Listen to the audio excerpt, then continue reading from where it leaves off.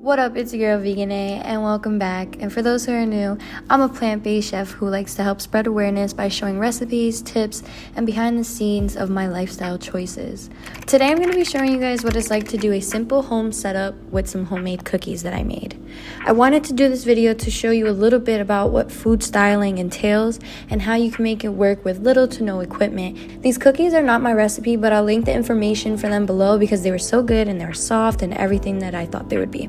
Being a chef is not only cooking.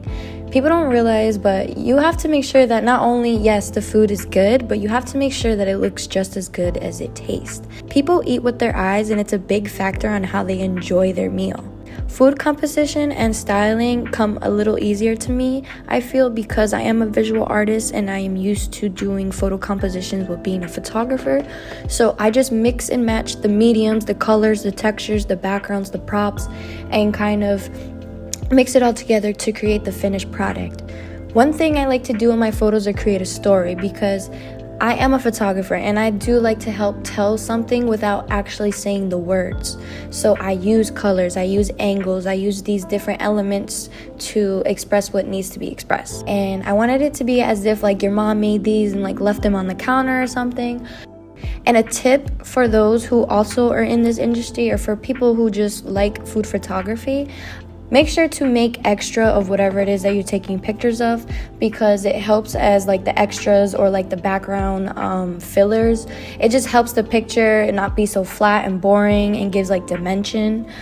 So I made sure to bake extra cookies, even though I had some for the front center. I used some for the back, I used some for the sides. So this is where the fun happens, the food styling. I like to work with just like kind of just going for it. I move things around, I kind of play with it. I have a loose general idea of what I like, but it's not until I'm actually moving the food and the props and things of that nature around that I know what I like.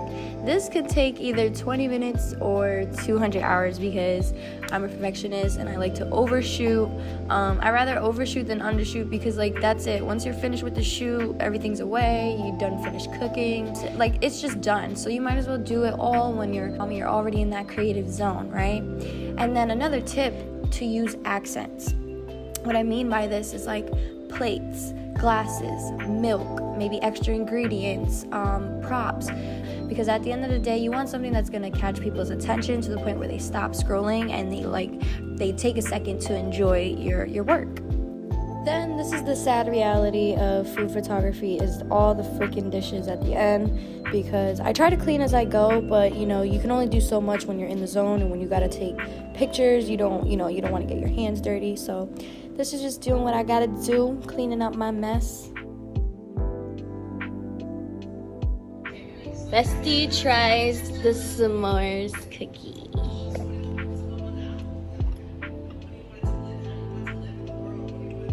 Get the fuck out.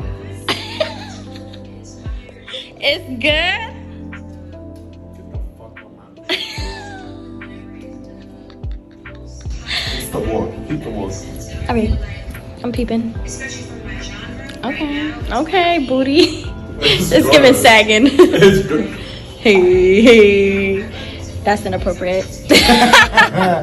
Hey, he likes them.